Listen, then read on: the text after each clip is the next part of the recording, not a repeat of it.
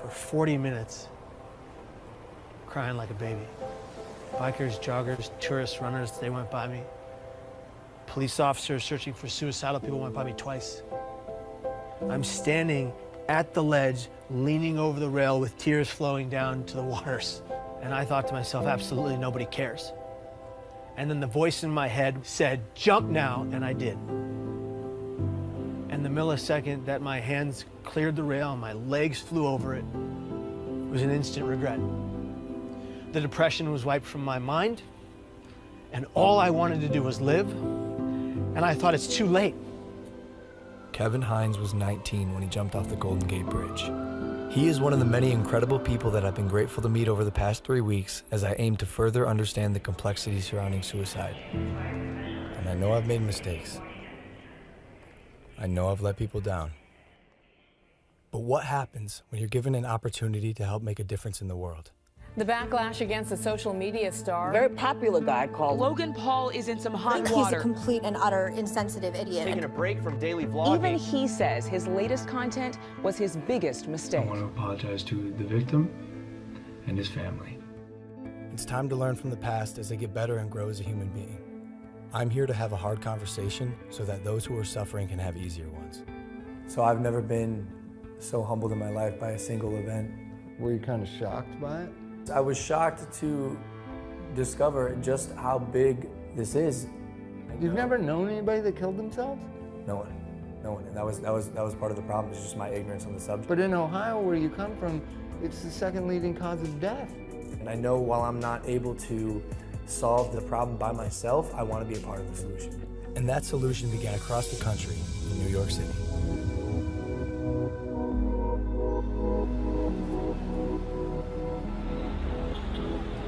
We sat down with Dr. John Draper, director of the National Suicide Prevention Lifeline. We have to change the conversation publicly from just focusing on suicide and how something bad is happening and say, well, what do we do about it? Help people understand that the first thing they need to do is reach out and talk to somebody when they're feeling in despair. Because you're not alone with it anymore. They've done studies with people who are experiencing any kind of pain, including hanging off a cliff. You can hold on a lot longer if somebody is right there with you. I think as a society, as human beings, we just have to be more compassionate. And that includes me too. That's something I'm learning along this journey. And something else that Dr. Draper told me were the 5 steps that anyone can take to help prevent suicide. Step 1 is simply just ask. Ask yourself, ask others, are you thinking about suicide? And I know that sounds like a daunting question, but literally that question can save lives. And step 2, accordingly, would be just to listen. Be present, don't make any judgments, and then step 3 would be there for them, even after you've already asked, because dependability is key. Step 4 is then help them connect, whether it's with a friend, a family member, a local suicide hotline, therapist, but help them reach out to someone so they don't have to deal with this alone. Lastly, step 5 is just check in on them, show them that you care, call them up, say, hey, I want to make sure you're okay, can I check in with you over the next few days? So one of the things that is so important about reducing stigma is getting stories out there about people positively coping with suicide. Do you guys know anyone I could talk to with the lived experience of suicide? Absolutely. We have quite a number of people that we could refer over to. Yeah. That'd be great. Yeah. And that's how we got introduced to Kevin Hines. 17 years ago, Kevin jumped off of the Golden Gate Bridge and survived. These are individuals whose stories, when people hear them, they say, you know, maybe I can get through. As opposed to hearing stories when people haven't. And those are, unfortunately, those are the stories that we've heard before. Now we're hearing more and more stories of people being more open about it. As I was saying before, Logan, for every 1 person that dies by suicide, there's 287 other people that think seriously about it but don't. Those are stories, again, that have not been told. If we told those stories of people who got through it as opposed to one who didn't, imagine what kind of influence that would have on people's behavior. When I found out that 1 in 6 high school kids seriously think about suicide, that's stunning. Yeah. This is such a common problem.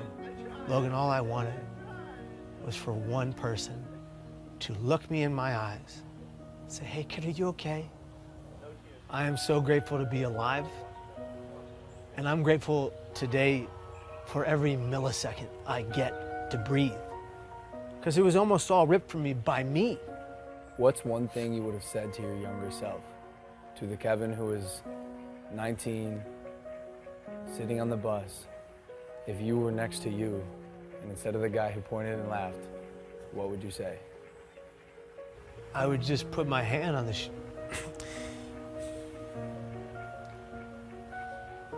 I would just put my hand on my shoulder and I would just say, I'm here for you. I got you. We need to be a society that comes together for every person in the community that's going through hell. And in order to do that, every person that's going through hell, whatever hell, has to be honest about their pain. And if they're going to be honest about their pain, we are going to collectively answer the call and be there for that individual. Because if you don't see beauty in the next person you meet, you're not looking hard enough. You're incredible, dude. This is an honor for me. It's an honor for me too, brother.